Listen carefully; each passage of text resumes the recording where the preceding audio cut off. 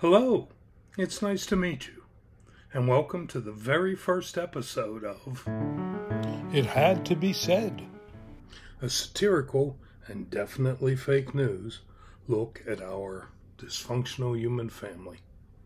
Our first story takes us to the epicenter of insanity here in these United States.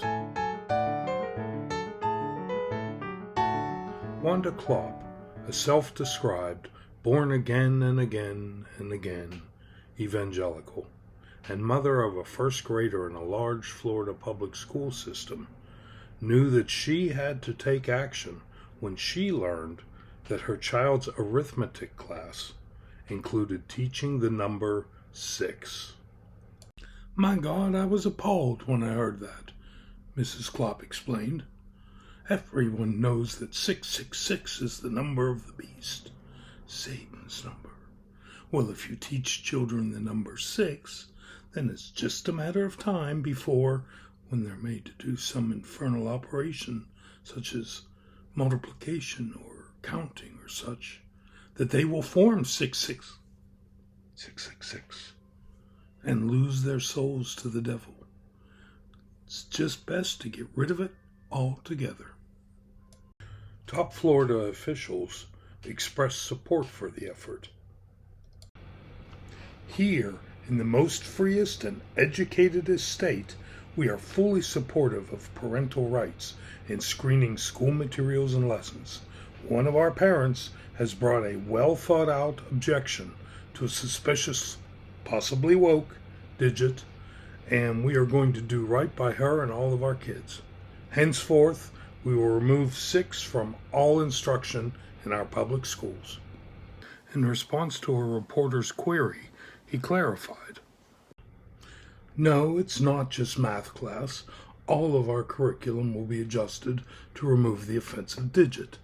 Our kids will go straight from 5th grade to 7th grade. I mean, whoever learns anything in 6th grade anyway? I sure didn't. And yes, we may have to make some corrections to history, for instance, like the country being founded in 1707, and give up a few presidents, Teddy Roosevelt and Lincoln. But hey, also the guy that's in there now." He then took a moment to recover from choking on the water he'd been drinking, when a reporter noted that probably meant that 45 was still president now.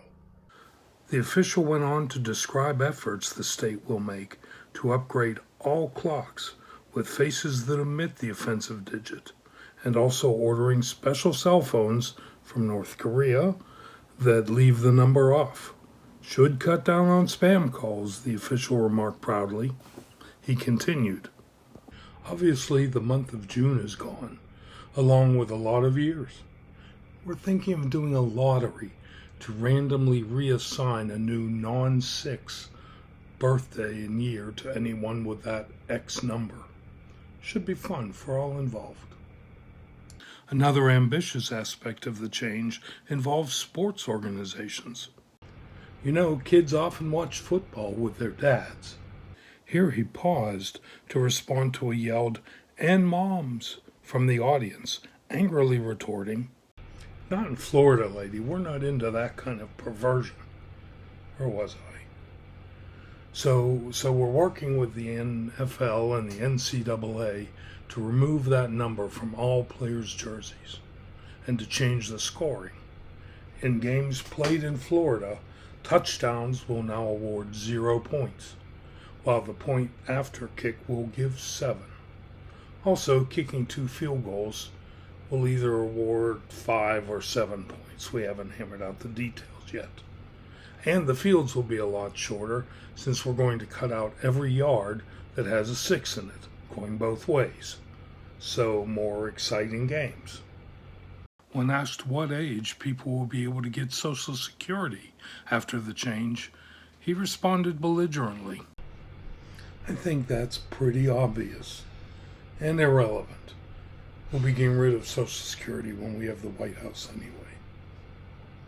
Queried about what reaction he expected to the change from voters, the official leaned on familiar tropes. Oh, sure, you better believe this will set off the woke mob. Satanists and math teachers and accountants and their like. But we don't want those kind of folks in Florida anyway. The official was later overheard commenting quietly to an aide, I hope none of these nut jobs decide to get rid of the letters S and D. I don't want to have to introduce myself as Ronal E. Ante.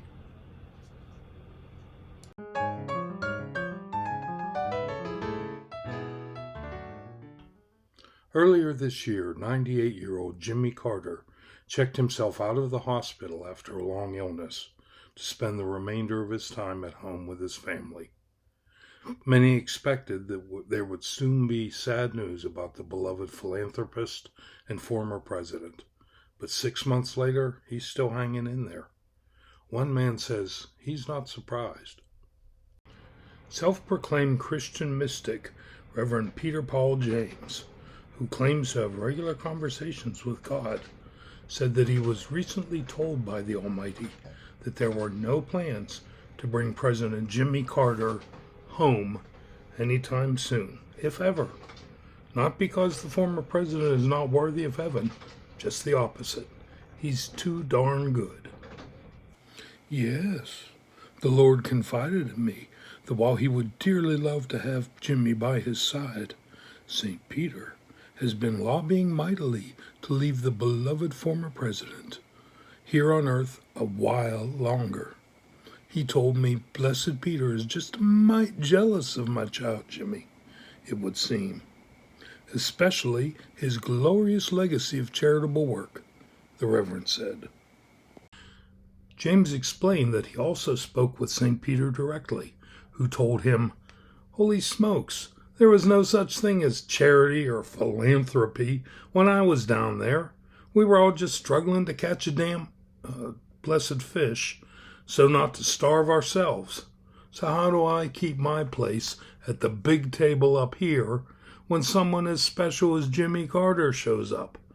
I think he's fine down there with you all. You need someone like him way more than we do. Shaking his head ruefully, James said, Peter explained that he's still dealing with the reshuffling that happened when Mother Teresa showed up. Jays, poor St. Christopher got bumped all the way down to the cherub's table at Heavenly Feasts to make room for her. Asked if he spoke with Jesus on the matter, he frowned. No, I'm afraid Jesus was unavailable. Actually, he was having a bit of a pout after losing a bet with Pope John the 23rd that a certain other ex-president would never dare to compare himself with him. He said I should just go ask that guy, WWJD.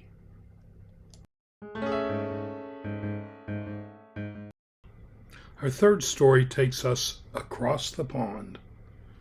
Great Britain is in the midst of a sewage crisis caused by decades of deregulation, allowing companies to dump sewage and other toxic substances into the rivers and along the coasts. Environmental Secretary Teresa Coffey offered a solution earlier this week. This sewage problem has been accumulating for quite some time, and it's reached a point where we can no longer just hold it in. Fortunately, we believe we've identified a way to purge ourselves of the issue. We see the best way forward at this time to be constipation. She paused, smiling, then continued after a moment of complete silence from the stunned audience. Yes, less waste means less pressure on the sewage system, which will eventually flush itself out without further intervention.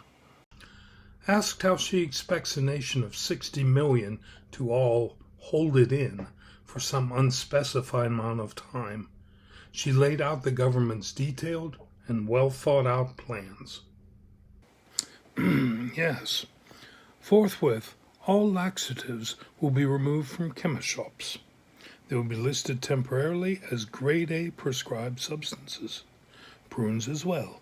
All prunes and prune products, danishes and such, will be off the shelves as of now. Binders, however, cheese and such, will be sold at substantial discount. We will also shut down the entire sewage system for a period to allow it to empty out. We will now be on each one of you. If you go, well, it won't go anywhere. So unless you want your homes filled with, just say poo-poo to poo-poo. Asked if this applied to government ministers and the royals as well, Coffee laughed. Oh, goodness, the king has been constipated all his life. Just look at the man. But no, ministers perform vital business of keeping you all safe and happy. So we will have a special allotment to allow the poo to continue to flow from Parliament. The minister clarified that the stricture would apply to tourists and visiting dignitaries as well.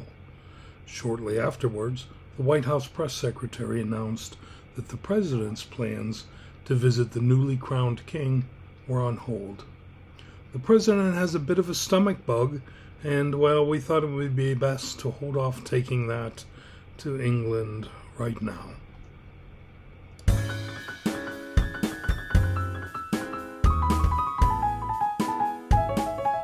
In a press conference wrapping up the International Flat Earth Society's annual meeting in Pugsley, England, President Bogash Smegma lit up the audience by announcing that he had a complete and simple solution to the problem of a killer asteroid on a collision course with the planet.